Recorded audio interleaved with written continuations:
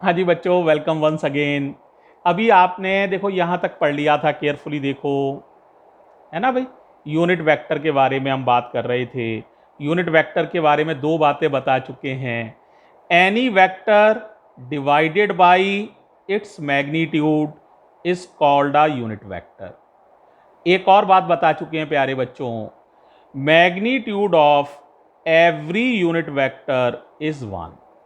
अब देखो बेटे, इसके आगे हम लेक्चर 2 में ले रहे हैं। तो देखो, तीन बहुत इंपॉर्टेंट यूनिट वेक्टर्स हैं फिजिक्स में, इन्हें तो हर बच्चे को ध्यान रखना चाहिए। कितने वेक्टर्स हैं? तीन। ठीक है।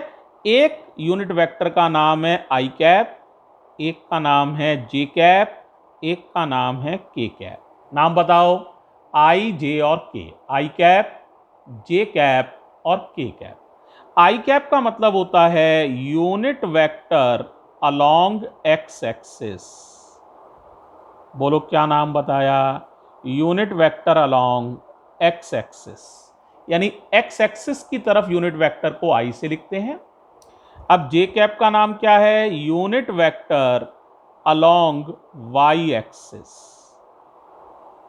और के कैप का नाम है unit vector along z axis. पहले बताओ, आई जे के नाम समझ में आ गए हैं। अब एक सवाल ये होता है, सर ये एक्स वाई और जेड क्या है, ये और बता दीजिए। तो देखो बेटे, ये तुम्हें मालूम भी है, एक बार मैं बता भी देता हूं। ये देखो, ये ओरिजिन है, ये एक्स एक्सिस समझ लो, इसका नाम वाई एक्सिस समझ लो। अब पूछोगे जेड कहाँ है? इनके परपेंडिकुलर देखो, ये है जेड, इनके परपेंडिकुलर ऐसे, जैसे पेन है ना, ऐसे समझ लो जैसे उंगली है, ये जेड है ना, इनके परपेंडिकुलर। समझ आ रहा है? ऐसे, है ना। अब बेटे प्रॉब्लम यह है कि ऐसे बनाओगे कैसे?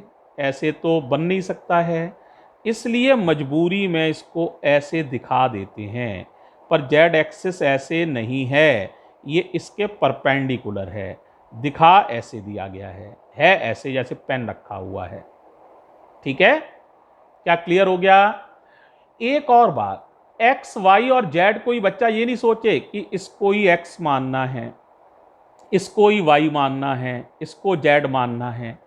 एक्स वाई और जेड एक्सिस पूरी तरह से आर्बिटरी होती हैं, आपकी इच्छा पर निर्भर करती हैं। आपको मैं इसको जेड एक्सिस मानूंगा, इसे एक्स मानूंगा, इसे वाई मानूंगा। ओके, इसमें कोई ऑब्जेक्शन नहीं है। आप किसी भी एक लाइन को, तीन परपेंडिकुलर लाइन है, म्यूचुअली परपेंडिकुलर लाइंस, इनमें से किसी एक को एक्स एक्सिस मान सकते हैं, किसी दूसरी को वाई और तीसरी को जेड एक्सिस मान सकते हैं। तो बस मैं इतना ही लिखना चाहूंगा, x y and z axis,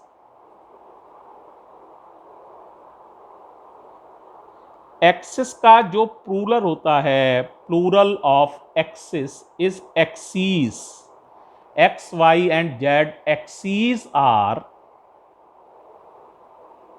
mutually perpendicular to each other and are arbitrary. Arbitrary माने होता है स्वेच्छा से मानी गई, आपकी इच्छा से मानी गई। आपका जिसको मन है एक्स एक्सिस मानिए, जिसको मन है वाई मानिए, है ना। हिंदी में मैंने लिख भी दिया है, स्वेच्छा से मानी गई, खुद की इच्छा से मानी जाती हैं। तो ये यूनिट वेक्टर के बारे में थोड़ी सी बात है। अब बच्चों स्टार्ट कर रहे हैं यहां से, दो वेक्टर्स को ऐड कैसे किया जाए।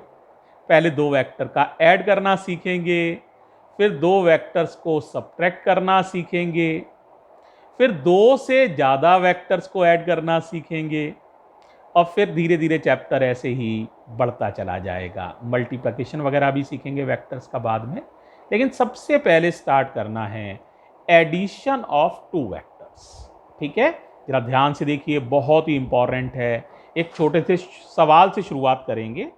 तो एडिशन ऑफ टू वेक्टर्स, अभी दो वेक्टर्स को ऐड करना ही सीख रहे हैं। तो देखो बेटा, ये एडिशन ऐसा नहीं है जैसे अलजेब्रा में होता था। वेक्टर्स का एडिशन बड़ा अलग होता है। जैसे एक पहले एग्जाम्पल से ही शुरुआत करते हैं, फिर एडिशन करना सिखाएंगे। पहले एक दो बात वैसी कर देते हैं, जरा देखो जरा। जैसे मैं कहूं आप ऐसा करिए, 5 वेक्टर और 3 वेक्टर को ऐड करिए और बताइए आंसर कितना आएगा। 5 वेक्टर कोई चीज नहीं है, ये तो अपने समझाने के लिए मैंने मान लिया है। एक ऐसा वेक्टर जिसकी लंबाई 5 यूनिट है, डायरेक्शन कोई भी हो सकती है। एक ऐसा वेक्टर जिसकी लंबाई 3 यूनिट है, 3 मीटर, 3 सेंटीमीटर, 3 किलोमीटर, कोई भी यूनिट हो सकती है, और डायरेक्शन कोई भी है। इन्हें ऐड करके बताइए कितना आंसर आएगा। सबने कर लिया होगा, 5 और 3 8, है ना भाई। तो ये ठीक नहीं है। तो देखो बेटा, इसका आंसर, मिनिमम आंसर आ सकता है 5 - 3, यानी 2 वेक्टर। ये है इसका मिनिमम आंसर।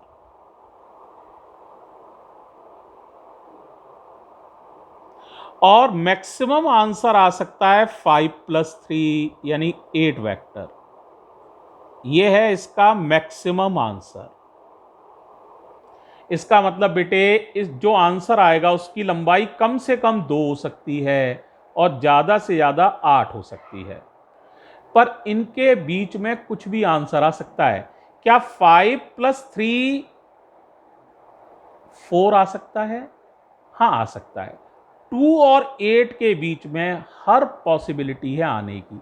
क्या 5 और 3 2.5 आ सकता है? हाँ, आ सकता है। क्या 5 और 3 3 आ सकता है? हाँ, आ सकता है। क्या 5 और 3 4 आ सकता है? हाँ, आ सकता है। क्या 5 और 3 5 आ सकता है? हाँ, आ सकता है। क्या 5 और 3 8 आ सकता है? हाँ, आ सकता है। क्या 5 और 3 9 आ सकता है? नहीं आ सकता, क्योंकि मैक्सिमम 8 है। क्या 5 और 3 1 आ सकता है? नहीं आ सकता, क्योंकि मिनिमम वैल्यू 2 है। तो 5 + 3 यानी ए वेक्टर प्लस बी वेक्टर यदि करें तो उसका मिनिमम आंसर a - b होता है और मैक्सिमम आंसर a + b होता है। और बाकी a - b से a + b के बीच में सारे आंसर्स आ सकते हैं। सिमिलरली 5 वेक्टर - 3 वेक्टर करें तो भी मेरा कहना यही है, मिनिमम आंसर 2 और मैक्सिमम आंसर 8 के बीच में हो सकता है। और 2 और 8 के बीच में कोई भी आंसर पॉसिबल है। ये अगर आप सही सही डायरेक्शन मुझे बताएंगे तभी मैं सही सही आंसर बता पाऊंगा। लेकिन ये मैं श्योर कह सकता हूं कि इनका आंसर कभी भी 2 से कम नहीं होगा और 8 से ज़्यादा नहीं होगा, लेकिन 2 से 8 के बीच में कोई भी आंसर आ सकता है। तो ये बेटे पहली इंपॉर्टेंट बात है, इसे हमेशा ध्यान रखना। ठीक है। अब मैं आ रहा हूं एडिशन ऑफ 2 वेक्टर्स पर ही, अगले पेज पर। तो जरा ध्यान से सुनो आगे की बातें। देखो, 2 वेक्टर्स को ऐड करने के 2 मेथड्स तो पहले जान ही लो। कितने मेथड्स हैं? 2। तो पहले मेथड को कहते हैं एडिशन ऑफ 2 वेक्टर्स की बात कर रहा हूं, यहां लिख भी दे रहा हूं, एडिशन ऑफ 2 वेक्टर्स। कितने मेथड हैं? 2। पहले मेथड का नाम होता है ट्राइंगल लॉ ऑफ एडिशन। नाम बताओ सारे बच्चे, क्या नाम है? Triangle law of addition of 2 vectors. और दूसरे का नाम होता है parallelogram law of addition of 2 vectors. बताओ भाई, कौन कौन से रूल्स हैं? एक है ट्राइंगल लॉ और एक है पैरेललोग्राम लॉ। और एंड में हम बताएंगे आपको, जब दोनों को पढ़ा लेंगे, कि दोनों का मीनिंग एक ही सा है। अगर ध्यान से आदमी देखे तो दोनों लॉज में कोई अंतर भी नहीं है। लेकिन शुरुआत में मैं दोनों अलग अलग तरीके से समझा रहा हूं, ध्यान से देखो। जैसे ये पहला वेक्टर है बेटे, ये पहला वेक्टर है। ये जो है ना यहां से शुरू होता है, इसे कहते हैं tail, tail of a vector. और यहां पर देखो ये एरो बना है, इसे कहते हैं हेड ऑफ अ वेक्टर। तो ये टेल है, ये हेड है। मान लो इसका नाम है ए वेक्टर। अब दूसरा वेक्टर बी है, मान लो ये है बी वेक्टर। और केयरफुली देखो, ए के हेड पर बी की टेल है। ए के हेड पर बी वेक्टर की टेल रखी हुई है। बी का हेड तो ये रहा, बी की टेल देखो यहां। अब हमें कहा जाए इन्हें ऐड करिए, तो ये ट्राइंगल की तीसरी साइड जो है, लेकिन एरो इधर बनाना है बी की तरफ, ये ध्यान रखना, इधर एरो नहीं बना दोगे नहीं तो गलत हो जाएगा। तो closing side of triangle taken in opposite order, जैसे ये ए यहीं से आगे चले बी। अब ऐसे नहीं चलना है, नो नो, उल्टा चलो। तो थर्ड या closing side of triangle taken in opposite order, ये इन दोनों का एडिशन है। ये हो गया a vector added by b vector. क्योंकि इनसे ट्राइंगल बन जाता है, इसीलिए इस लॉ का नाम होता है ट्राइंगल लॉ ऑफ एडिशन। ठीक है। आर का नाम है रिजल्टेंट, रिजल्टेंट माने ए और बी का रिजल्ट कितना आएगा। अब ए और बी के बीच में एंगल होता है थीटा। थीटा का नाम है, थीटा इज द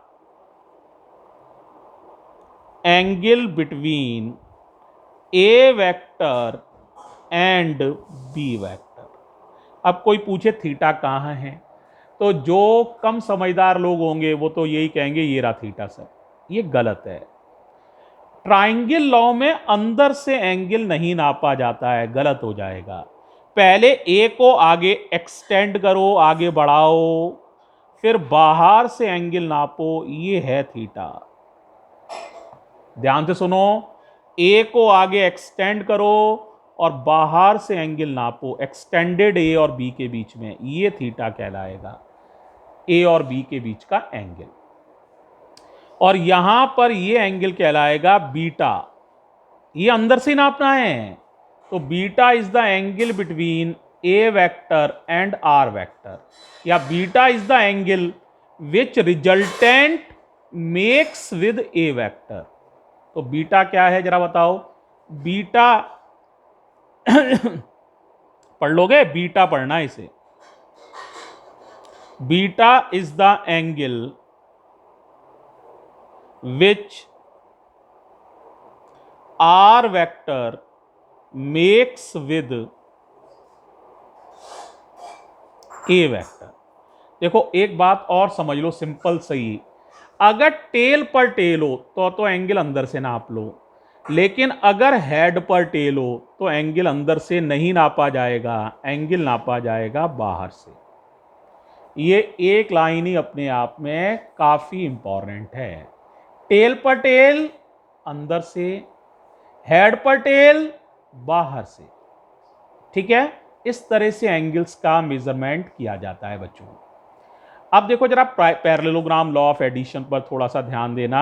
अब मैं उसको थोड़ा सा देखता हूं, ये बीच में लाइन खींच ली है मैंने, इधर बता रहा हूं, जरा ध्यान से देखो इसे।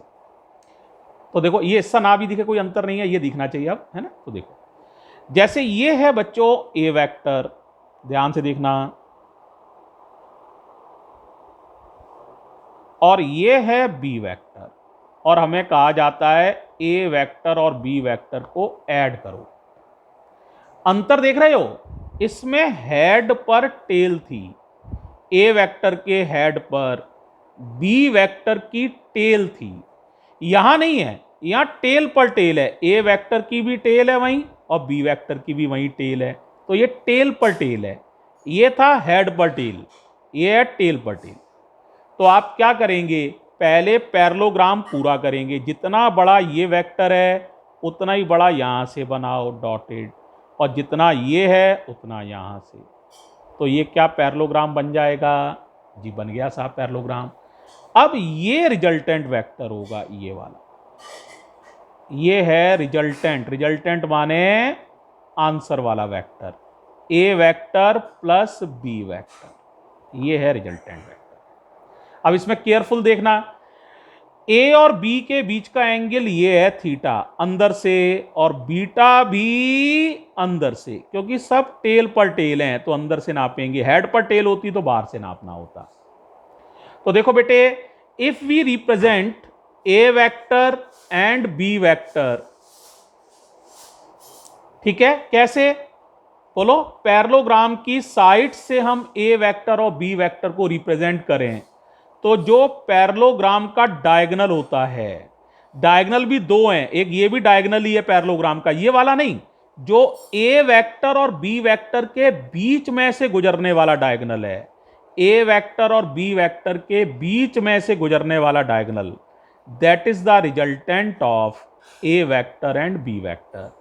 इसमें थीटा भी अंदर से नापा जाता है, बीटा भी अंदर से नापा जाता है। उसका कारण यह है क्योंकि टेल पर टेल है तो एंगल सारे अंदर से मेजर किए जाएंगे। ठीक है, तो बोलो भाई, ट्राइंगल ऑफ एडिशन बोल सकते हो और पैरेललोग्राम ऑफ एडिशन। अभी इनको अगले वीडियो में एक बार रिवाइज करते हैं। थैंक यू बच्चों।